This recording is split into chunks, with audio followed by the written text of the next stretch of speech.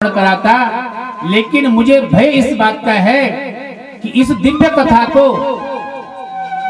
कोई अश्रद्धालु चुरा न ले, कोई अज्ञानी चुरा न ले, कोई पापी चुरा न ले, इसलिए मैं कथा नहीं सुना सकता। लेकिन पार्वती जी ने कहा नहीं स्वामी, आज तो केवल यहाँ पर आप बैठे और मैं बैठी हूँ, आप मुझे कथा को सुनाइए, मैं ध्यानपूर्वक कथा को सुनूं। तो भगवान शंकर ने मां पार्वती को एक अमर कथा सुनाई। अमर कथा का मतलब जो कभी भी समाप्त न हो, ऐसी कथा सुनाई। और उस कथा का नाम श्रीमद् भागवत महापुराण है। भगवान शंकर ने कहा देवी मैं तुम्हें कथा सुनाता हूं, लेकिन तुम पहले अपनी इस कंदरा से बाहर जाकर के देखो कि जो कथा मैं तुम्हें सुनाऊंगा कोई तो नहीं सुन रहा है, कोई हमारी कथा को चोर न ले, किसी पापी के पास ये कथा न चली जाए, किसी अज्ञानी के पास न चली जाए। इस भाव से भगवान शंकर ने पार्वती से कहा कि तुम चारों तरफ देखो, कोई हमारी कथा को श्रवण न कर ले। पार्वती बाहर गई, सब जगह चातुर्दिक दृष्टि से देखा, उस जंगल में कोई था ही नहीं, केवल एक वृक्ष के ऊपर एक घोंसला बना था और उस घोंसले पे एक अंडा पड़ा हुआ था। पार्वती मैया ने सोचा कि और तो कोई है नहीं, केवल एक घोंसला है, उसमें एक अंडा है, और तो कोई यहाँ पे है नहीं। अंदर गई, भगवान शंकर से कहा महाराज चारों तरफ मैंने देख लिया है, इस कैलाश पर्वत पर हमारे आसपास कोई नहीं है, केवल गुफा में आप और हम हैं। आप हमें इस कथा को सुनाइए जिसका नाम अमर कथा है, जिसको आप अमर कथा कहते हैं। भगवान शंकर ने कहा ठीक है देवी, मैं तुम्हें कथा को अवश्य सुनाऊंगा। भगवान शंकर ने श्रीमद् भागवत महापुराण की कथा पार्वती मैया को सुनानी प्रारंभ कर दी। जैसे ही कथा को सुनाया, कथा दिन रात चल रही थी। न तो भगवान शंकर कथा को बोलने में कुछ थके और ना ही पार्वती मैया कथा को श्रवण करने में उसको थकान हुई। लेकिन जैसे जैसे कथा 1, 2, 3, 4 दिन हो गई, 5 दिन हो गई, छठे दिन की कथा में मां पार्वती को निंद्रा आ गई। और पार्वती मैया को जैसे ही निंद्रा आ गई तो भगवान शंकर तो नेत्र बंद करके कथा को श्रवण करा रहे थे। तब तक क्या हुआ कि उस घोंसले में जो अंडा था वो अंडा फटा और पक्षी के रूप में आकर के भगवान शंकर की गुफा के द्वार पर बैठ गया। और पार्वती मैया तो सो गई, उनको निंद्रा आ गई। और अब वही जो छोटा सा बच्चा था, सुख का बच्चा, उस कथा को श्रवण करने लग गया। और बीच बीच में हाँ हाँ की आवाज करता। तो भगवान शंकर सोचते कि देखो ये पार्वती ही कथा श्रवण कर रही है। लेकिन पार्वती को निंद्रा आ गई, कथा पूरी हो गई। अब भगवान शंकर ने पार्वती से कहा देवी तुमने भगवान की कथा को सुना है, तुम्हारी समझ में क्या आया? तो पार्वती ने कहा हे स्वामी मैंने पूरी कथा को सुना है, लेकिन मैंने ये नहीं सुना कि भगवान श्री कृष्ण का उद्धव का संवाद कब हुआ, कैसे हुआ, उनकी मित्रता कैसे हुई, ये कथा तो आपने बोली नहीं। भगवान शंकर ने कहा अगर मैंने कथा नहीं बोली तो ये बीच में हूं कौन कर रहा था? भगवान शंकर समझ गए कि हमारी कथा चोरी हो गई है, किसी दुष्ट ने हमारी कथा को चुरा लिया है। तुरंत भगवान शंकर खड़े हुए, देखा दरवाजे पर एक छोटे से तोता का बच्चा बैठा हुआ है। भगवान उसको पकड़ने के लिए जैसे ही दरवाजे पर गए, वो वहां से उड़कर चला गया। भगवान शंकर उसके पीछे पीछे भागे, लेकिन वो सुख का बच्चा रुका नहीं, वो उड़ता चला गया। और जैसे उड़ता चला गया तो भगवान शंकर ने त्रिशूल निकाला कि आज मैं इसको समाप्त कर देता हूं। तो जैसे त्रिशूल मारने लग गए तो छोटे से तोता का बच्चा वो साम्यप्रास नाम के आश्रम में पहुंच गया। वहां पर व्यास जी की पत्नी बैठी हुई थी और जमाई ले रही थी। वो तोते का बच्चा उनके मुंह के अंदर चला गया, पेट में चला गया। अब जब पेट में चला गया, भगवान शंकर गए, अब मैं किसे मारूं? ये तो व्यास जी की पत्नी, इनका वध कैसे कर सकता हूं? वापस आ गए। पार्वती ने कहा, स्वामी क्या तुमने उस सुख के बच्चे को पकड़ा है? अरे देवी मैं कैसे पकड़ता, वो तो पिंगला के गर्भ में चला गया है। जो व्यास जी की पत्नी जमाई ले रही थी, उन्होंने जैसे ही जमाई लेने के लिए मुंह खोला, वो छोटे से पक्षी का बच्चा उनके पेट में चला गया। चलो अब जो होना था वो तो हो गया है, अब मैं कुछ नहीं कर सकता हूं। व्यास पत्नी ने अपने स्वामी से कहा, हे ऋषिवर, मेरे पेट में ऐसा लगता है कुछ बच्चा है। व्यास जी बड़े प्रसन्न हो गए कि देखो हमारी इस कथा को आगे बढ़ाने के लिए, हमारे वंश को बढ़ाने के लिए हमारी पत्नी गर्भवती हो रही है। बड़े प्रसन्न हुए, बड़ी पत्नी की बड़ी सेवा करने लग गए।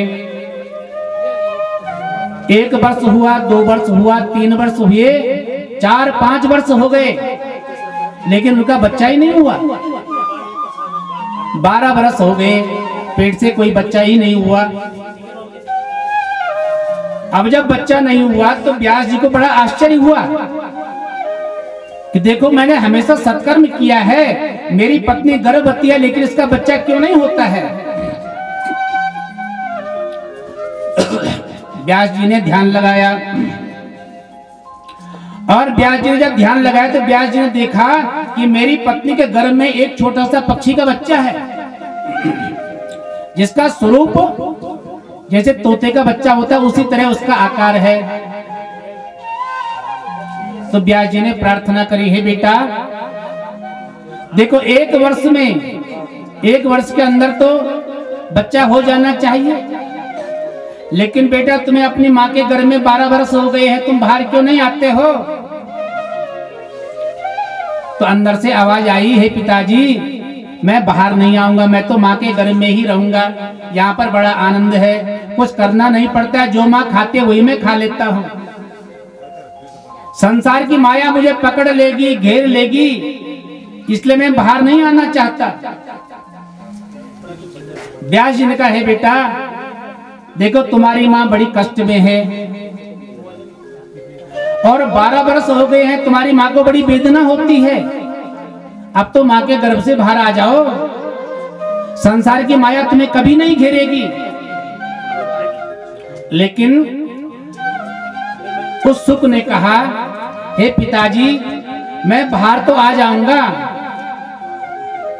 लेकिन पहले आप मुझे वचन दीजिए कि मैं बाहर आऊंगा तो संसार की माया मुझे घेरेगी नहीं, आप मुझे सांसारिक बंधन में नहीं बांधोगे। पता चला मैं बाहर आया, आपने कहा ये मेरा पुत्र है, आपकी माया मेरे पे पड़ गई, फिर मैं आपके यहाँ रहा, फिर आपने विवाह कर दिया, फिर सांसारिक बंधन में बंध जाऊंगा, इसलिए भगवान की भक्ति कैसे करूंगा, इसलिए पिताजी मैं बाहर नहीं आता हूँ। लेकिन पिताजी ने कहा, बेटा तुम जो वरदान मांगते हो मैं देने को तैयार हूं, लेकिन तुम बाहर आ जाओ।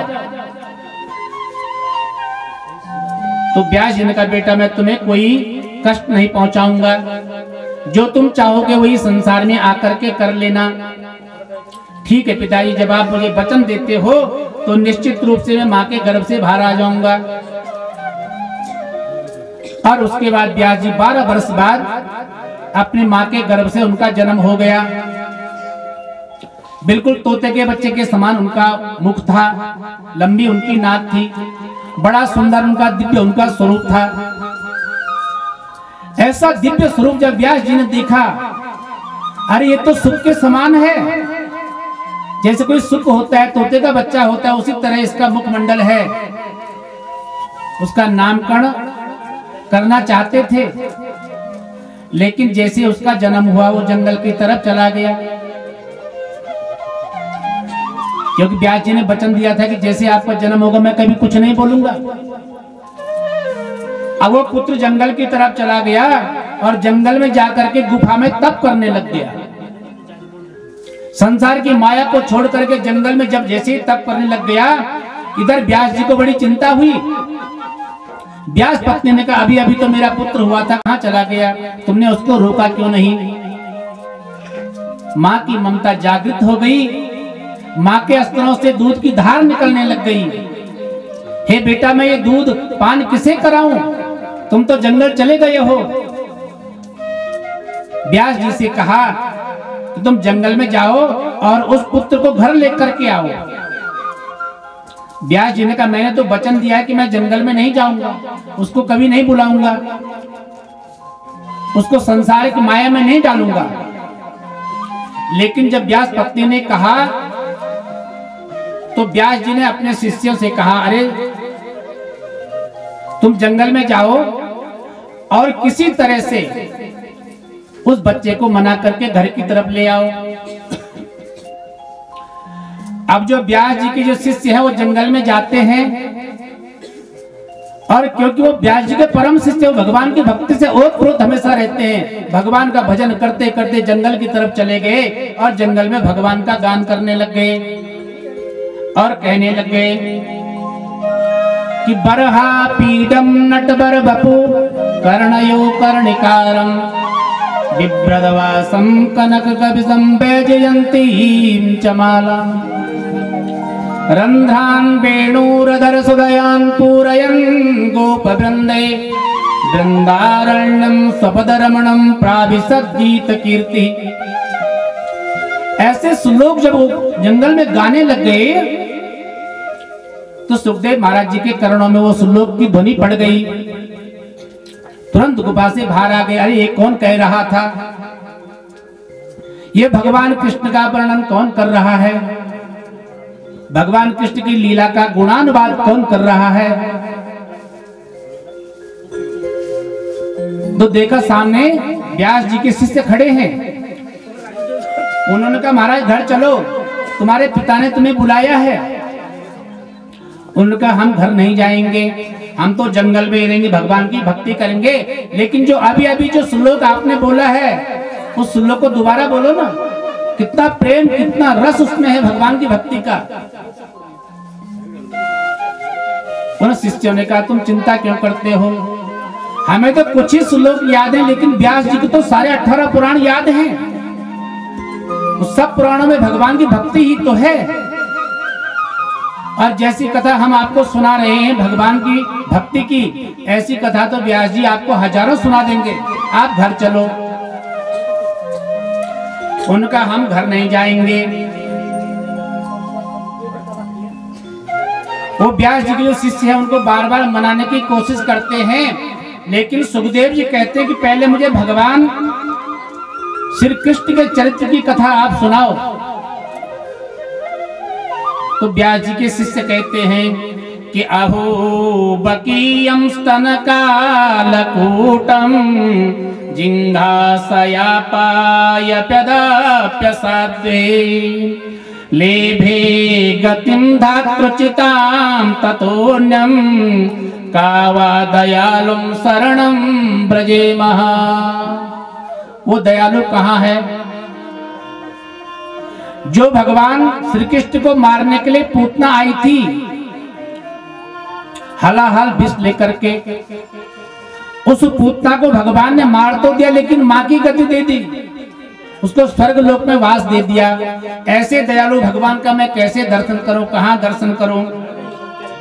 किसी तरह मना करके व्यास के पुत्र सुखदेव महाराज जी आश्रम में आ गए।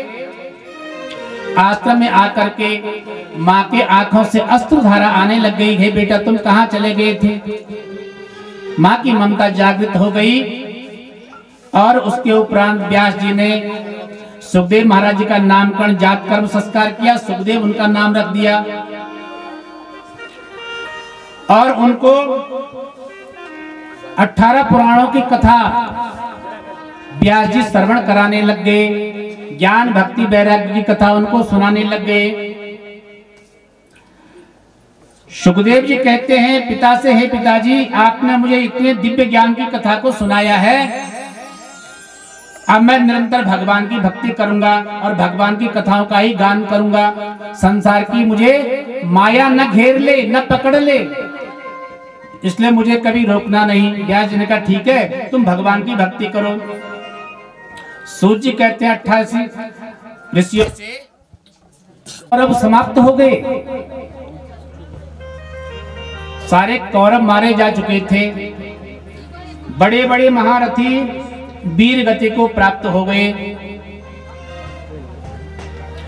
तो जिस कुरुक्षेत्र में महाभारत का युद्ध हो रहा था, उस कुरुक्षेत्र में सारे जहां देखो वहां केवल सब ही सब पड़े हुए हैं। किसी का धड़ पड़ा हुआ है, किसी का सिर पड़ा हुआ है, किसी का पैर पड़ा हुआ है, किसी का हाथ पड़ा हुआ है। उस युद्ध में सबके छत बिछत शरीर पड़े हुए हैं, सब काल की गाल में चले गए। लेकिन उन्हीं के बीच में केवल दुर्योधन बचा हुआ है, जिसकी जंगा टूटी हुई है। वो केवल रो रहा है, विलाप कर रहा है। यदि मैं भी समाप्त हो जाता तो कोई बात नहीं थी, लेकिन इन पांडवों ने तो मेरा उरुदंड तोड़ दिया है, मेरी जंगा तोड़ दी है।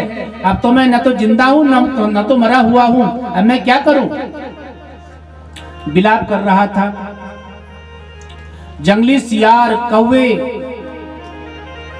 दुर्योधन के पास में जाते उसको नोच करके खाना चाहते थे, लेकिन वो बेचारा कुछ नहीं कर सकता था, ऐसा असहाय हो गया। ऐसा जब वो विलाप कर रहा था दुर्योधन, इतने में देखते ही देखते उस कुरुक्षेत्र में अश्वत्थामा आ गए, जो गुरु द्रोण के पुत्र हैं। अश्वत्थामा वहां पर आए, उन्होंने देखा कि सारी कौरव सेना सब समाप्त हो गई, सब मर गए, केवल एक दुर्योधन बचा हुआ है। दुर्योधन के पास में गया, अरे मित्र, मैंने तो सोचा कि तुम भी भगवान के शरण में चले गए हो, लेकिन तुम तो जिंदा हो। दुर्योधन ने कहा, हे मित्र, मैं क्या कहूं, इससे अच्छा था तो मैं मृत्यु को प्राप्त हो जाता, क्योंकि मेरी जंगा तो टूट गई है, अलग हो गई है, अब तो मैं कुछ कर ही नहीं सकता। अश्वत्थामा ने पहले तो दुर्योधन को खूब डांटा कि मैं इसीलिए कहता था कि मुझे सेनापति बनाओ, यदि मैं सेनापति बन जाता तो निश्चित रूप से मैं सारे पांडवों का वध कर सकता था, लेकिन आपने मुझे कभी भी सेनापति नहीं बनाया। उसी का परिणाम है कि आज आप इस गति पे पड़े हुए हो, ऐसी दुर्गति आपकी हो रही है। लेकिन आप चिंता मत करो, अगर आप अभी भी मुझे आज्ञा देते हो तो मैं सारे पांडवों का सर काट करके उनके वंश को ही समाप्त कर देता हूं। दुर्योधन ने कहा, हे मित्र, ऐसा नहीं हो सकता है, वो तो बड़े बलशाली हैं, उन्होंने इतनी बड़ी कौरव सेना को समाप्त कर दिया, तुम उन्हें कैसे मार सकते हो? अश्वत्थामा ने कहा, आप चिंता मत करो, मैं अवश्य तुम्हारा बदला उनसे ले सकता हूं। हाथ में तलवार लेकर के अश्वत्थामा आगे बढ़ा। भगवान कृष्ण ये लीला सब जानते थे। युद्ध समाप्त हो चुका था। भगवान कृष्ण ने पांडवों से कहा, देखो भैया, इतना विशाल युद्ध हुआ, उस युद्ध में अरबों खरबों लोग समाप्त हो गए, मर गए, घर के घर, गांव के गांव, शहर के शहर, सब समाप्त हो गए। ऐसा युद्ध हो गया है, लेकिन उस युद्ध में भी तुम विजय को प्राप्त हो गए, तुम्हारी विजय हुई है। तुम 5 थे, लेकिन वो हजारों की संख्या में तुमने उनको मार दिया है, तुम्हारी विजय हो गई है। आज चलो मेरी शिविर में चलो, क्योंकि मैं भी अब अपने द्वारिका धाम को जाऊंगा। थोड़ी देर अपने शिविर में हम विचार विमर्श करते आगे क्या क्या करना है। भगवान कृष्ण पांडवों को अपने शिविर में ले गए, जहां पर वो रहते थे। अपने शिविर में जब लेकर के गए तो द्रौपदी भी उनके साथ चली गई और अपने बच्चों को उसी पांडाल में जहां पर वो रहते थे वहीं पर सुला दिया, 5 पुत्रों को। 5 पांडवों के 5 पुत्र थे, युधिष्ठिर का, भीम का, अर्जुन, नकुल, सहदेव, सबके 5 पुत्र उन्हीं की तरह दिखते थे जैसे पांडव होते हैं। जैसे पांडव थे, सकल सूरत बिल्कुल पांडवों जैसी थी। ऐसा लगता था ये तो पांचों भाई हैं। वो पांचों पुत्र द्रौपदी के सो रखे थे। पांडवों को भगवान श्री कृष्ण अपने महल में ले गए जहां पर वो रह रहे थे। अश्वत्थामा जब जा रहा था रास्ते में तो उसने क्या देखा कि जो उल्लू है वो कौवों पर हमला कर रहा है, उनको मार रहा है। उसकी बुद्धि एकदम खटक गई। उसका यही समय पांडवों पर हमला करने के लिए अच्छा है। वो क्यों अच्छा है? क्योंकि उल्लू दिन में देखता नहीं है, रात को देखता है। और जहां पर उल्लू दिन में रहता है तो कौवा उसको मारना चाहते हैं, कौवा उसको छोड़ना नहीं चाहते। और जब वो रास्ते में जा रहा तो उसने देखा ये कौवा हमें रात को बड़े परेशान करते हैं, इसलिए कौवों पर रात को ही हमला किया जाना चाहिए। इसलिए वो अश्वत्थामा उन पांडवों पर इस समय हमला करना चाहते थे जब वो सब आराम से बैठे हुए हो। ऐसी शिक्षा उस अश्वत्थामा ने उस उल्लू से ली जो रात को कौवों को मार रहा था। ये कौवा दिन में हमें मारते हैं तो हम क्यों ना इनको रात को इन पर हमला कर दें। इसी भाव से हाथ में तलवार लेकर के और पांडवों के उस शिविर में प्रवेश किया जहां पर पांडवों के 5 पुत्र सुषुप्त अवस्था में सो रहे थे। और देखते देखते 5 पुत्रों के सिर काट दिए। और 5 पुत्रों के सिर को काट करके उनके बालों को पकड़ करके उनके सिर को दुर्योधन के पास में ले गया। हे मित्र, तुम चिंता क्यों करते हो? तुम्हारा बदला मैंने ले लिया है। तुम तो एक पांडव की बात करते थे कि एक पांडव भी मर जाए तुम्हें प्रसन्नता हो जाएगी, लेकिन देखो मैंने 5 पांडवों को मार दिया है। जब वहां पर गए दुर्योधन ने जब देखा रे ये तो पांडव नहीं, ये तो उनके पुत्र हैं, विलाप करने लग गया, रोने लग गया। अरे अश्वत्थामा, तुमने क्या कर दिया है? ये तो पांडव नहीं है, ये तो पांडवों के पुत्र हैं और तुमने सबको समाप्त कर दिया है। अब तो हमें कोई पिंडदान करने वाला भी नहीं बचेगा, सब मर गए हैं। जो पांडव थे उनकी संतान को तुमने मार दिया है, अब तो उनको जलांजलि देने वाला कोई नहीं बचा है। तुमने हमारे सारे कुल का नाश कर दिया है, ये तुमने अच्छा नहीं किया है। भगवान श्री कृष्ण ने पांडवों से कहा कि अब रात हो गई है, हमने जो विचार विमर्श करना था वो कर दिया है, अब जाओ तुम अपने शिविर में जाओ। पांडव अपने शिविर में आए, देखा 5 बच्चों के धड़ वहां पर पड़े हुए हैं। अरे कैसे हुआ, किसने मारा? सारे पांडव रात को ही जगह जगह भागे उनको ढूंढने के लिए, किसने मारा होगा। जब पता चला कि अश्वत्थामा ने हमारे बच्चों का सर काट दिया है तो तुरंत अश्वत्थामा के पीछे भागे और अश्वत्थामा आगे आगे भाग रहे हैं और पांडव उनके पीछे भाग रहे हैं। लेकिन अर्जुन ने रथ निकाला, रथ लेकर के उसके पीछे भागा अश्वत्थामा के पीछे। अश्वत्थामा के बाल पकड़ के अपने रथ में बिठा लिया और अपने शिविर में लेकर के आ गए, रस्सियों से बांध दिया। जब अश्वत्थामा ने देखा मुझे तो इन्होंने बंदी बना लिया है, अब तो ये मुझे मृत्यु दंड देंगे। सारे पांडवों ने कहा भैया देखो इसने घोर अपराध किया है, इसको मृत्यु दंड दे दो, इसका भी गला काट दो, इसको मार दो। तो जैसे ही भीम ने तलवार उठाई कि मैं अश्वत्थामा का सिर काट देता हूं, लेकिन द्रौपदी खड़ी हो गई, तुम ऐसा नहीं कर सकते हो, इसको आप मार नहीं सकते। अरे देवी क्यों नहीं? सारे पांडवों ने कहा ठीक है।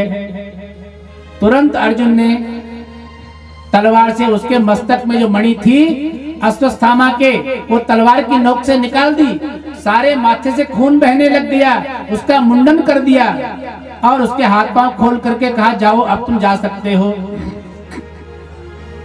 अश्वत्थामा वहां से तो चला गया, लेकिन अभी भी उसके मन में बड़ा क्रोध है कि देखो पांडवों ने मेरे साथ कैसा बर्ताव किया है, मेरी तो जीते जीते मेरी मृत्यु कर दी है, लेकिन मेरे सिर में जो मणि जाना चाहता हूं। भगवान कृष्ण जैसे ही अपने घर के लिए प्रस्थान करने के लिए तैयार हुए। एक पांव भगवान ने रथ में रखा, एक हाथ से रथ का पहिया पकड़ा ऊपर चढ़ने के लिए। इतने में भगवान ने क्या देखा? गंतुम कृतमतेर ब्रह्मन् द्वारिका रथमास्थितः उपलेभे विदारवन्ती उत्तरा भवविह्वला। जो अभिमन्यु की पत्नी है जिसका नाम उत्तरा है, वो रोते रोते वहां से आ रही है, मुझे बचाओ मुझे बचाओ मुझे बचाओ। सब खड़े हो गए, अरे उत्तरा को क्या हो गया? जो पांडवों के पुत्र वधू है जिसका नाम उत्तरा है, अभिमन्यु की पत्नी, वो विलाप करते हुए आ रही है, भाग भाग के आ रही है। भगवान कृष्ण जैसे ही रथ में चढ़ने वाले थे तब तक उत्तरा आ गई, हे प्रभु मुझे बचाओ। अरे देवी क्या हो गया है? तो उत्तरा कहती है, हे प्रभु मेरे पेट में पता नहीं किसी ने अंगार डाल दिए हैं, मेरे पेट में बहुत अग्नि हो गई है, मेरा पेट जल रहा है, मैं क्या करूं? भगवान कृष्ण समझ गए कि उत्तरा के गर्भ में अश्वत्थामा ने ब्रह्म अस्त्र का प्रयोग कर दिया है। उस अश्वत्थामा ने जाते जाते एक ऐसा ब्रह्म अस्त्र चलाया जो उत्तरा के गर्भ में जो शिशु था वो जलने लग गया। लेकिन भगवान कृष्ण ने तुरंत अपना सुदर्शन चक्र योग माया से उत्तरा के गर्भ में डाला और भगवान ने उस बच्चे की, उस शिशु की वहां पर रक्षा कर दी। भगवान कृष्ण की स्तुति वहां पर सारे पांडव करने लग गए और कहने लग गए कि विशानाग्रे पुरुषा शवायाम पुनरोच्यतः। आपने हे प्रभु हमारे बहुत बार आपने हमारी रक्षा करी है। वहां पर जो पांडवों की मां है महारानी कुंती, भगवान से हाथ जोड़ के कहने लगे, हे प्रभु आपने अनेक बार हमारे पुत्रों की रक्षा करी है। कौरवों ने हमारे पुत्रों को लाक्षागृह में जलाने का प्रयत्न किया, विष दिया, अनेक प्रकार के कष्ट पहुंचाए, लेकिन आपने बार बार हमारे पुत्रों की रक्षा करी है। भगवान कहते हैं, बुआ जी आप चिंता क्यों करती हैं? मैंने कोई रक्षा नहीं करी, इनके अच्छे सत्कर्म करे हुए थे इसलिए इनकी बार बार रक्षा होती रही। भगवान ने सारे पांडवों से कहा, ठीक है भैया, अब देखो अंतिम जो अश्वत्थामा ने अस्त्र चलाया था उससे भी उत्तरा के गर्भ की रक्षा हो गई है, अब तुम चिंता मत करो, अब मुझे द्वारिका जाने दो। भगवान पुनः जैसे रथ में बैठे, उस रथ में बैठते ही वहां पर कुंती बुआ आ गई, भगवान के चरणों में पड़ गई। भगवान कृष्ण का, हे बुआ जी तुम मेरे पैरों में क्यों गिरते हो? तुम तो मेरी बुआ हो, मैंने तुम्हें प्रणाम करना है, तुमने नहीं करना है। लेकिन कुंती कहती है, नहीं मैं समझ गई हूं, तुम तो बुआ का नाटक कर रहे हो मुझे बुआ बोल करके, मैं तो जानती हूं तुम साक्षात परमात्मा हो। तो भगवान कहते हैं, ये तुम मुझे परमात्मा समझती हो तो मेरे से कुछ मांगो, मैं आपको क्या दे सकता हूं? तो कुंती ने कहा, हे प्रभु यदि आप मुझे कुछ देना चाहते हैं तो विपदम संतुनस्तस्व तत्र तत्र जगद्गुरु भवतो दर्शनम तस्या वपुनुर्भव दर्शनम। हे प्रभु यदि आप मुझे कुछ देना चाहते हैं, मुझ पर कृपा करना चाहते हैं, तो मुझे विपत्ति दे दो, मुझे कष्ट दे दो। भगवान कृष्ण बड़े अचंभित हो गए। लोग धन मांगते हैं, सुख मांगते हैं, ऐश्वर्य मांगते हैं, सौभाग्य मांगते हैं, और कुंती भगवान से कहती है कि मुझे दुख दे दे। अगर तू साक्षात परमात्मा है, तेरे अंदर शक्ति है, तो मुझे केवल दुख ही दुख चाहिए। भगवान कहते हैं, हे बुआ तुम दुख क्यों मांग रही हो? तुम सुख भी तो मांग सकती हो। दुख तो तुमने पूरे जीवन भर भोगे हैं, तुम सुख की लालसा क्यों नहीं रखती हो? तो कुंती ने कहा, हे प्रभु, यदि मैं सुख मांगूंगी तो आपका दर्शन नहीं कर सकती हूं। आप दुख में तो मेरे साथ खड़े रहे, सुख में आप मेरे साथ कभी नहीं होते। इसलिए अगर मुझे दुख होता रहा तो मैं बार बार आपका स्मरण करूंगी और आप वहां पर आ जाओगे मेरे दुख को दूर करने के लिए। इसलिए मुझे दुख ही चाहिए। भगवान ने कहा, चिंता मत करो, तुम्हें मैं दुख तो नहीं दूंगा, लेकिन तुम्हारे अंदर भगवान की भक्ति निरंतर बनी रहे, ऐसा मैं आशीर्वाद तुम्हें देता हूं। भगवान श्री कृष्ण अपने निवास पर चले गए। निरंतर भगवान पुनः जैसे आगे बढ़े तो युधिष्ठिर ने भगवान से आकर के कहा, हे प्रभु, अब आप अपने धाम में चले जाओगे, फिर क्या पता कब यहाँ आना होता है। इसलिए एक बार मैं चाहता हूं कि आप भीष्म पितामह के पास भी चले, जो शेष की सैया पर पड़े हुए हैं। भगवान कृष्ण का तुमने ठीक कहा। तो सारे पांडव भगवान कृष्ण सब भीष्म पितामह के पास में गए। भीष्म पितामह से सैया पर पड़े हुए हैं। भगवान ने युधिष्ठिर से कहा, अर्जुन से, भीम, नकुल, सहदेव से कहा, देखो तुम्हारे पितामह से सैया पर पड़े हुए हैं, अब इनकी मृत्यु नजदीक आने वाली है, इनसे कुछ तुम धर्म नीति सीखना चाहते हो, कुछ ज्ञान उपार्जन करना चाहते हो तो कर सकते हो। सब पांडवों को भीष्म पितामह ने ज्ञान का उपदेश दिया। भगवान श्री कृष्ण को कहा, हे प्रभु, आप निरंतर मेरे हृदय में निवास करना। भगवान ने कहा, अरे भीष्म पितामह, मुझे लगता है कि तुम्हारी मृत्यु नजदीक आने वाली है। वैसे तुम्हें इच्छा मृत्यु का वरदान है, जब तुम चाहोगे तभी तुम्हारी मृत्यु होगी, लेकिन अब ऐसा लगता है कि तुम इस धराधाम को छोड़ करके जाने वाले हो।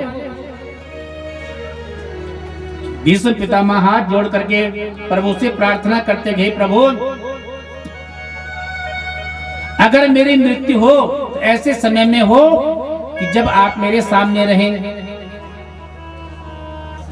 जब मेरा पूरा परिवार मेरे सामने रहे, जो बचे हुए हैं। भगवान ने कहा, इससे अच्छा समय कुछ हो नहीं सकता है। देखो सारे पांचों पांडव यहाँ पर तुम्हारे सामने हैं, पुत्र वधु तुम्हारे सामने है, कुंती तुम्हारे सामने है, मैं स्वयं तुम्हारे सम्मुख खड़ा हूँ, इससे अच्छा समय कौन सा हो सकता है। भीष्म पितामह ने प्रार्थना करी, हे प्रभु, अब मेरा अंत समय है, आप मेरे सम्मुख हो। जिसके अंत समय में सम्मुख साक्षात परमात्मा खड़े हो, उसको किस चीज की जरूरत पड़ेगी, उसको मृत्यु में कोई कठिनाई नहीं हो सकती है। तो भीष्म पिता ने कहा, हे प्रभु, देहांत काले तुम सामने हो, मुरली बजाते मन को रिझाते, श्री कृष्ण गोविंद हरे मुरारे, हे नाथ नारायण वासुदेव। हे कृष्ण मेरी यही प्रार्थना है, भूलो न मैं नाम कभी तुम्हारा, निष्काम हो के दिन रात गाऊं, श्री कृष्ण गोविंद हरे मुरारी, श्री कृष्ण गोविंद हरे मुरारे, हे नाथ नारायण वासुदेव। ऐसा कह करके अब देखते ही देखते भीष्म पितामह भगवान में ही समाहित हो गए। उनके शरीर से प्राण निकल गए, एक ज्योति निकली जो सीधे जाकर के भगवान में कृष्ण में समाहित हो गई। पांडवों ने विधिवत उनका संस्कार किया। सूजी कहते हैं, जब महाप्रयाण भीष्म पितामह को हो गया तो पांडव सोचने लगे, अब तो हम अनाथ हो गए हैं। एकमात्र हमारे पितामह थे जो शेष शैया पर थे, लेकिन ऐसा लगता था कि वो ठीक ठाक हैं। लेकिन अब तो वो भी चले गए। भगवान कृष्ण भी अब द्वारिका चले जाएंगे, हमारा क्या होगा? तो भगवान सूत जी कहते हैं शौनकादि ऋषियों से, भगवान श्री कृष्ण ने युधिष्ठिर को बुलाया और कहा कि अब तुम राजा हो, उनका अभिषेक किया, उनको राजा घोषित कर दिया, जाओ तुम अपने राज्य का अच्छी तरह से पालन करो, तुम्हें किसी प्रकार का कष्ट नहीं होगा। और भगवान श्री कृष्ण अपने दिव्य धाम को चले गए, द्वारिका में चले गए। जब भगवान श्री कृष्ण द्वारिका चले गए तो द्वारिका में जाकर के सब भगवान कृष्ण से मिलने के लिए आ गए। भगवान कृष्ण से मुलाकात करते हैं, उनसे कुशल क्षेम पूछते हैं और सारी कुरुक्षेत्र का सारा वर्णन पूछते हैं, कितना बड़ा कुरुक्षेत्र हो गया, कैसे हुआ, क्या हुआ। भगवान श्री कृष्ण द्वारिका वासियों को ये दिव्य कथा श्रवण करा रहे हैं। सूत जी कहते हैं, ऋषियों, पांडवों का राज्य बड़ा विधिवत चल रहा था कि एक दिन का समय है जब उत्तरा के गर्भ से एक शिशु का जन्म हुआ। पांडवों ने जब देखा कि हमारे कुल में कोई हमें जल देने वाला नहीं बचा था, लेकिन भगवान की कृपा से आज हमारे घर में, हमारे राज्य में एक शिशु का जन्म, एक पुत्र का जन्म हुआ है। और ये वही पुत्र है जिसकी भगवान ने बार बार रक्षा करी है, इसलिए उसका नामकरण, जात कर्म संस्कार करके उस पुत्र का नाम उन्होंने परीक्षित रख दिया। जब राजा परीक्षित का नाम रख दिया, ब्राह्मण आए, बालक की कुंडली को देखा, अरे बड़ी विचित्र कुंडली है, ये तो बड़ा धार्मिक राजा होगा, अपने पिता के, परपिता के, दादा परदादा के पद चिन्हों पर चलने वाला होगा, इसकी कुंडली में तो बड़े अच्छे अच्छे योग हैं। लेकिन अंत समय में यह एक पाप कर्म भी कर लेगा, और ऐसा पाप होगा इसका शरीर ही अंत हो जाएगा, लेकिन वो पाप नहीं मिटेगा, ये ऐसा पाप भी कर लेगा। सारे पांडवों ने कहा, महाराज ऐसा कौन सा ये पाप करेगा? तो सूत जी कहते हैं, उसी पाप की निवृत्ति के लिए सुखदेव जी महाराज ने राजा परीक्षित को ज्ञान का उपदेश दिया। उधर जब पांडवों का राज्य चल रहा था, विदुर जी पहले ही महाभारत का युद्ध छोड़ करके तप करने चले गए थे। विदुर जी ने जब सुना कि सब कौरव मर गए हैं, समाप्त हो गए हैं, पांडव राज्य कर रहे हैं, तो घूमते घूमते विदुर जी आए और धृतराष्ट्र के पास गए, गांधारी के पास गए और उनसे कहा, देखो तुम्हारे 100 पुत्र थे, 100 के 100 पुत्र समाप्त हो गए हैं, और तुम यहाँ क्यों पांडवों के यहाँ रोटी खा रहे हो, क्यों यहाँ पड़े हुए हो? क्या तुम कोई सत्कर्म नहीं कर सकते हो, कोई तप नहीं कर सकते हो? जंगल में क्यों नहीं चले जाते हो, गंगा में क्यों नहीं डुबकी लगा लेते हो? ऐसे उपदेश विदुर जी ने उनको दिया। और रात ही गांधारी और धृतराष्ट्र विदुर के साथ में गंगा तट पर गए और वहां पर दोनों ने जल समाधि ले ली, दोनों जल में प्रवेश कर गए। जब युधिष्ठिर प्रातः काल उठे और अपने वहां पर गए जहां पर धृतराष्ट्र और गांधारी रहते थे, हमेशा उनका नियम था कि सुबह जाकर के उनके चरण स्पर्श उनको प्रणाम करते थे। जब देखा, अरे धृतराष्ट्र कहाँ चले गए, ये माँ गांधारी कहाँ चली गई, विदुर जी कहाँ चले गए, उनको बड़ी चिंता हुई। तब उनको पता चला कि इन्होंने जल समाधि ले ली है। अब पांडवों ने सोचा कि अब हम भी क्या करेंगे, हम भी अब इस राज्य को छोड़ करके हम भी जंगल में चले जाते, हम भी तप करने चले जाते हैं। भगवान कहते हैं, जब विदुर जी के उपदेश से धृतराष्ट्र और गांधारी का प्राणांत हो गया, पांडवों को बड़ी चिंता हुई। एक समय की बात है, युधिष्ठिर ने अर्जुन से कहा, भैया कृष्ण को गए हुए बहुत समय हो गया है, उनकी बहुत याद आ रही है, एक बार तुम द्वारिका जाओ और भगवान श्री कृष्ण से कहो कि तुम्हें गए हुए काफी समय हो गया है, तुम्हारी बड़ी चिंता होती है, एक बार कभी हमें पुनः दर्शन देना। अर्जुन जब वहां पर गए, वहां जाकर के अर्जुन ने जब सुना कि भगवान श्री कृष्ण तो इस धराधाम को छोड़कर कभी चले भी गए, जब उन्होंने सुना कि भगवान कृष्ण अब है नहीं, 7 महीने का वक्त हो गया, अर्जुन जब वापस न आए तो अब युधिष्ठिर को अब शकुन होने लग गए,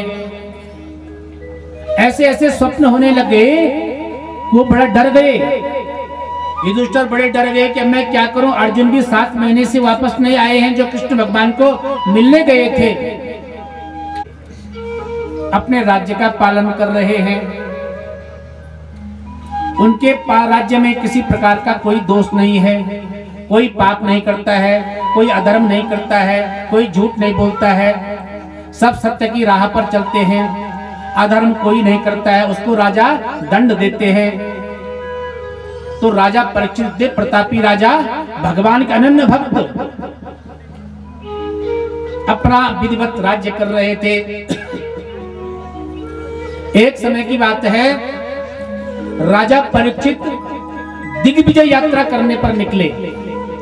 दिग्विजय यात्रा का मतलब होता है कि अपने राज्य के आसपास के जितने राजा हैं सबको जीत करके अपने राज्य में मिला देते थे, उसको दिग्विजय कहते थे। ऐसे करते करते राजा परीक्षित ने सारे देश के राजाओं पर आक्रमण कर लिया, उन पर विजय प्राप्त कर ली, और जैसे उन पर विजय प्राप्त करी तो सारे राजा परीक्षित को प्रणाम करने लगे। महाराज जी, आप तो पांडवों के वंशज हो, आप तो शक्तिशाली हो, धर्मज्ञ हो, गुणज्ञ हो, हम आपके साथ ही राज्य चलाना चाहते हैं।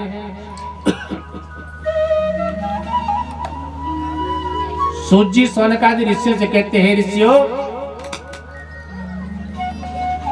जब राजा परीक्षित दिग्विजय यात्रा करके लौट रहे थे कि उनको एक घटना घट गई रास्ते में। वो घटना ये हुई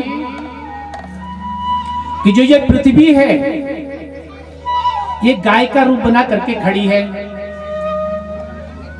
और एक बैल है जो धर्म का रूप बना करके खड़ा है। तो गाय और बैल को जब उन्होंने देखा आपस में वार्ता करते हुए, बैल गाय से कहता है, अरे गाय, तुम्हारी ऐसी दुर्दशा हो गई है, क्यों हुई है, कैसे हुई है? गाय बैल से कहती है, तुम्हारे तो 4 पैर, मैंने सुने थे कि तुम्हारे 4 पैर हैं, लेकिन तुम्हारे 3 पैर ही क्यों बचे हुए हैं? चौथा पैर कहां चला गया? बैल ने कहा, क्या कहूं, जब से भगवान श्री कृष्ण इस धराधाम को छोड़ करके चले गए हैं, तब से धर्म का एक पैर टूट गया है, अधर्म फैल गया, अधर्म आ गया है। गाय रो रही है, विलाप कर रही है, गाय के आंखों से अश्रुधारा आ रही है। जब ऐसा दृश्य राजा परीक्षित ने देखा, उस गाय और बैल के पास में राजा परीक्षित गए, उनसे प्रणाम किया। आप कौन हो? हे गाय माता, आप रो क्यों रही हो?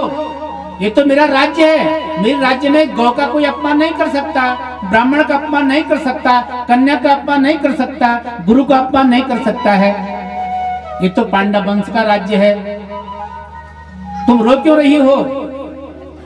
तो गाय ने कहा, जब से हमारे प्रभु हमें छोड़ करके गए हैं, इस धराधाम को छोड़ करके गए हैं, तब से हम पर अत्याचार हो गया है, अनाचार हो गया है, दुराचार लोग करने लग गए हैं। बैल से कहा, तुम क्यों रो रहे हो? तुम्हारे तो 4 पैर थे, 3 ही पैर कैसे बचे हैं? तो बैल हाथ जोड़ने लगे, महाराज जी, ये मेरा धर्म रूपी पैर था, लेकिन जब से भगवान गए हैं ये पैर किसी लोगों ने तोड़ दिया है, अब मैं क्या करूं? राजा परीक्षित ने कहा, तुम चिंता मत करो, जब तक ये राजा परीक्षित जिंदा है, इस धराधाम पर है, तब तक तुम्हें कोई परेशान नहीं कर सकता है, कोई कष्ट नहीं दे सकता है, तुम चिंता मत करो। तो भगवान राजा परीक्षित ने जब गौ को सांत्वना दी, उस वृषभ बैल को सांत्वना दी कि तुम चिंता मत करो, मैं निश्चित रूप से ऐसा अनुशासन बनाऊंगा कि कोई गाय का अपमान नहीं करेगा, ऐसा अनुशासन बनाऊंगा कि कोई जो है कन्या का तिरस्कार नहीं करेगा, कोई ब्राह्मण का तिरस्कार नहीं करेगा, ऐसा मैं अनुशासन बना दूंगा। पृथ्वी ने, धर्म ने राजा को हाथ जोड़े, बहुत अच्छा है।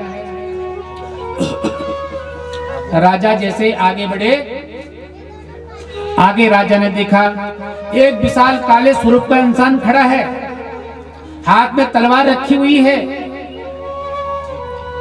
और जैसे ही राजा को देखा एकदम सीधा खड़ा हो गया। राजा ने कहा भैया तुम कौन हो, तुम्हारा ऐसा विशाल विकराल स्वरूप कैसा है? तो उस पुरुष ने कहा कि महाराज मैं अभी नया नया यहाँ पर आया हूँ, मेरा नाम कलयुग है।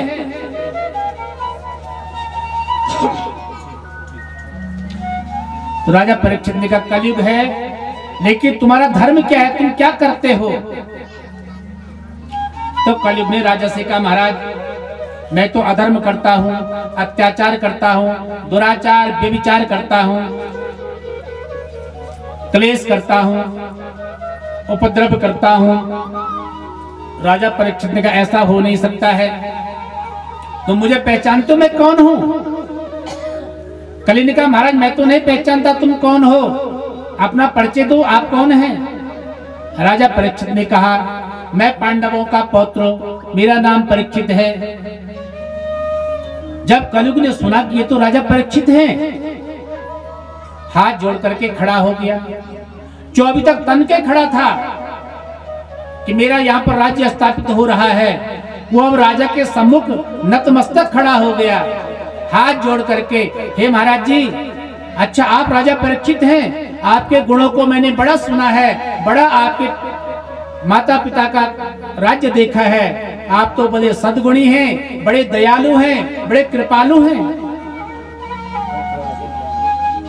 ऐसा जब उन्होंने कहा तो राजा ने कहा भैया देखो तुम मेरे से क्या चाहते हो? तो उस कलयुग ने कहा महाराज जी मैं आपसे कुछ नहीं चाहता हूँ, क्योंकि जब मैं यहाँ पर आ गया हूँ तो मेरी रक्षा करना भी आपका कर्तव्य है, आप मेरी रक्षा भी करो और मुझे स्थान दे दो, मैं कहाँ पर निवास करूं? राजा ने कहा नहीं नहीं मैं तुम्हें स्थान नहीं दे सकता, तुम तो अधर्मी हो, तुम पापी हो, तुम दुराचारी हो, तुम मेरे राज्य में कतई नहीं रह सकते हो। तो राजा परीक्षित ने कहा तुम मेरे राज्य से चले जाओ, भाग जाओ। उस कलयुग ने कहा महाराज जी आप तो राजा हो, आप तो सबकी सेवा करते हो, मैं तो कलयुग हूँ, छोटा सा हूँ, आपका इतना विशाल राज्य है, आप मुझे थोड़ा स्थान दे दो जहां पर मैं अपना निवास बना सकूं। राजा परीक्षित ने बहुत मना किया, लेकिन जो आपने कलयुग में देखा होगा, कलयुग में चापलूसी बहुत चलती है, चापलूसी करके लोग अपना काम निकाल देते हैं। कोई बड़े बड़े मंत्री हैं, उनके पास लोग जा करके हाथ पांव जोड़ करके उनकी बहुत अच्छी बड़ाई करके अपना काम करा देते हैं, अपने का एक स्थान इसको और दे देते हैं जहां पर मदिरालय होता है, जहां पर मदिरा बनाई जाती है, बेची जाती है, उस स्थान पे झूठ भी बोलना पड़ता है, लड़ाई भी करनी पड़ती है। जा भैया जहां पर झूठ बोलते हो, जहां पे मदिरालय हो, वहां पे तुम अपना स्थान बना लो। कलयुग बड़ा प्रसन्न हो गया, चलो मुझे 2 स्थान तो प्राप्त हो गए हैं। फिर कलयुग हाथ जोड़ के बोलने लग गया महाराज जी आपने 2 स्थान थे मुझे दे दिए, पानम स्त्रिय सूनम यत्रा धर्म चतुर्विध, 4 स्थान उसको दे दिए। कलयुग ने हाथ जोड़ के प्रार्थना करी महाराज 4 स्थान आपने दे दिए, मेरा सौभाग्य है, आप जैसे राजा कहाँ इस धरती पर मिलते हैं, लेकिन महाराज एक अच्छा स्थान तो बता दीजिए जहां पर मैं रहूं। जहां शराबी रहते हैं वो दे दिया, वैश्यालय दे दिया, जहां लोग झूठ बोलते हैं वो दे दिया, लड़ाई झगड़ा करने वाला स्थान दे दिया। अच्छा तो आपने कुछ दिया नहीं, एक अच्छा स्थान मुझे प्रदान कर दीजिए। राजा ने विचार किया, सोना होता है सोना, इसको सोना दे देता हूं। राजा ने विचार किया सोना देने में क्या हर्ज है, सोने में कोई खुशबू तो आती नहीं है, सोना तो रखना बेकार है। और जिसके पास सोना अधिक होता है वो अभिमानी हो जाता है, अभिमान भी पाप का कारण ही है। इसको सोना इसको दे देता हूं। और ये तो पापी है, ये तो कलयुग है, इसके पास धन कहां से आएगा। सोना उसको दे दिया। जब सोना उसको दे दिया तो कलयुग राजा के चरणों में पड़ गया। महाराज आपने मेरा भाग्य उदय कर दिया है, अब मुझे कोई चिंता नहीं है। राजा परीक्षित का ठीक है भैया, हम तो जो शरणागति आता है उसकी रक्षा करने वाले हैं, हम तो पांडव वंश के हैं, जो भी हमारी शरणागति आता है हम तो उसकी रक्षा करते हैं। पांडवों के साथ में एक कुत्ता भी स्वर्गरोहिणी जा रहा था। युधिष्ठिर ने कहा नहीं नहीं, ये कुत्ता हमारे साथ ही जाएगा क्योंकि ये शरणागत हुआ है। भगवान परीक्षा ले रहे थे, कुत्ता बन के उनके साथ चल रहे थे। युधिष्ठिर का धर्म देख रहे थे, ये कैसे लोगों धर्म का पालन करते हैं, शरणागत की कैसी रक्षा करते हैं। कहा नहीं नहीं, ये भी हमारे साथ में जाएगा क्योंकि हमारी शरणागत हुआ है, हमारी शरण में आया है। और शरण में जो रक्षा, जो किसी की शरण में जाता है उसकी रक्षा करना हमारा परम धर्म बन जाता है। राजा परीक्षित अपने राजमहल में वापस आ गए। राजमहल में वापस आ गए, कलयुग चारों तरफ अपने जहां जहां उसको स्थान दिया था उस स्थान में चला गया। झूठ बोलने स्थान में वहां पहुंच गया, कसाई खाने में अपना बास बना लिया, डेरा बना दिया, वैश्यालय में अपना घर बना लिया। और जितने जिसके घर में सोना था सब सोने में उसका बास हो गया, सोने में उसने अपना घर बना लिया। कुछ समय तक तो सब ठीक ठाक चल रहा था, लेकिन एक दिन क्या हुआ, राजा परीक्षित के मन में विचार हुआ, बहुत समय हो गया है, मैंने आखेट नहीं किया है, मैं जंगल में नहीं गया हूँ।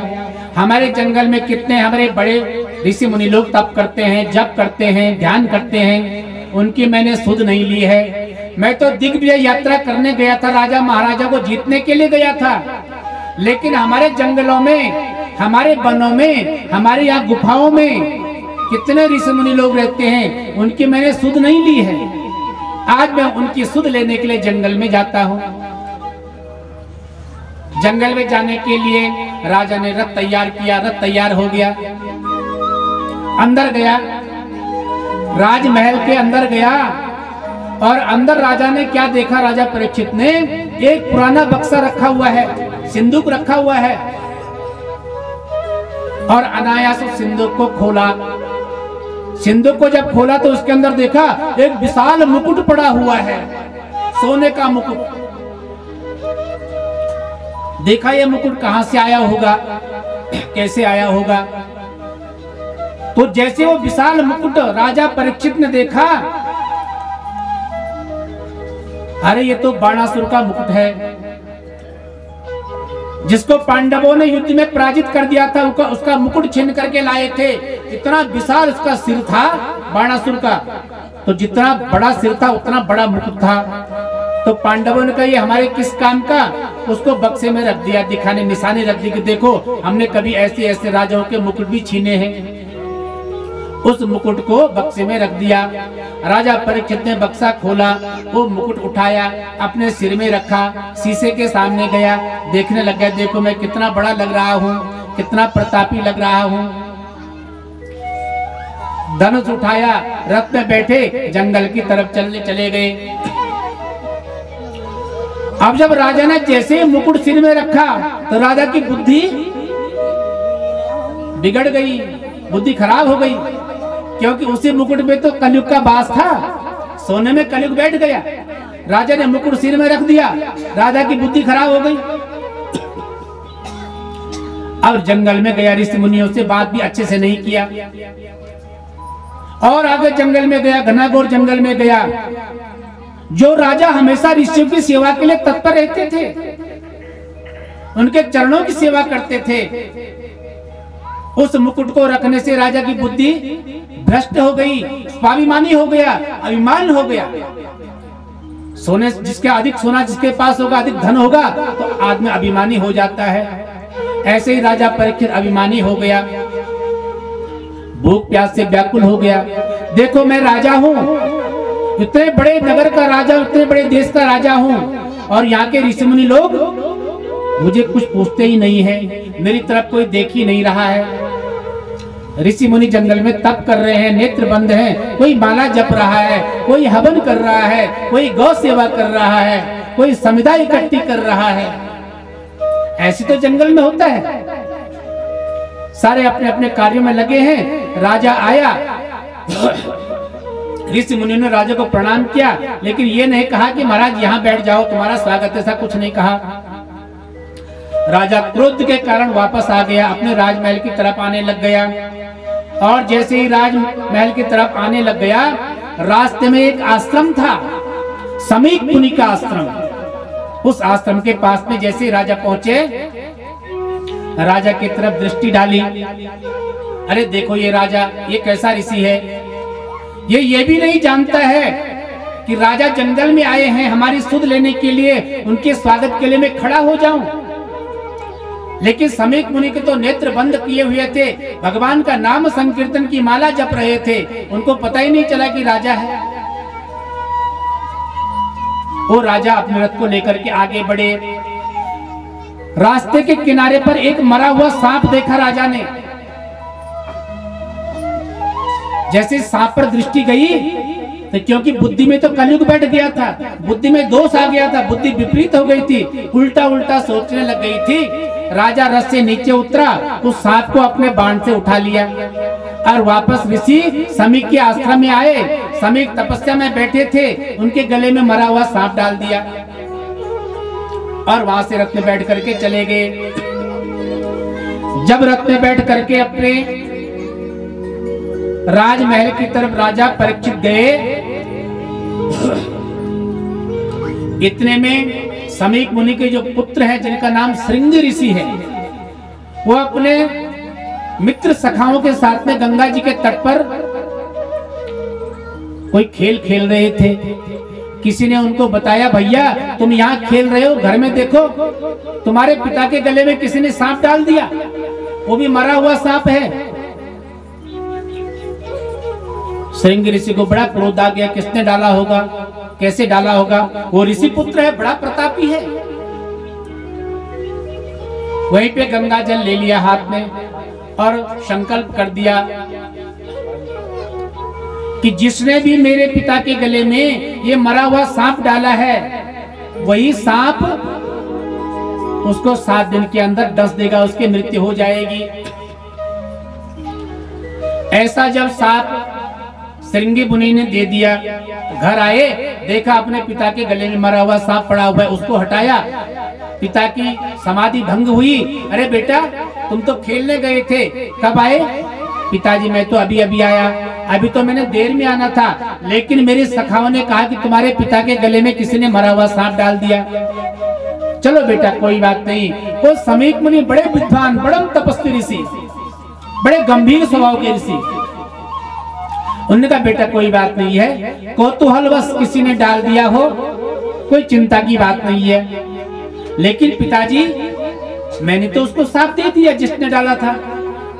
अरे बेटा सांप दे दिया? क्या सांप दिया? कि मैंने ये सांप दिया कि जिसने मेरे पिता के गले में ये मरा हुआ सर्प डाला है, उसकी मृत्यु भी 7 दिन के अंदर सर्प के काटने से हो जाएगी। समीक मुनि बड़े चिंतित हो गए, बेटा वो कौन रहा होगा, किसको तुमने सांप दिया? अब ऐसे सोचते सोचते पूछते पूछते पता चल गया कि वो राजा परीक्षित को इन्होंने सांप दे दिया। ऐसा जब पता लगा तो समीक मुनि राजा परीक्षित के दरबार में गए। महाराज जी बहुत बड़ी भूल हो गई है, अरे महाराज जी क्या कौन सी भूल हो गई, क्या हो गया कि महाराज आप तो यहाँ सुखपूर्वक बैठे हैं, लेकिन मेरे पुत्र ने, ऋषि कुमार ने आपको साप दे दिया है कि 7 दिन के अंदर तुम्हारी मृत्यु साप के द्वारा हो जाएगी, साप तुम्हें काट लेगा। अब तक तो उसे चिंता नहीं थी। सांप का जहर भी तब लगता है जब पता चले कि सांप ने काटा है, वरना सांप का जहर भी नहीं लगता है। एक सच्ची घटना आपको बताता हूं। ये श्रीनगर आपने देखा होगा, श्रीनगर के पास में एक गांव है भक्तियाना।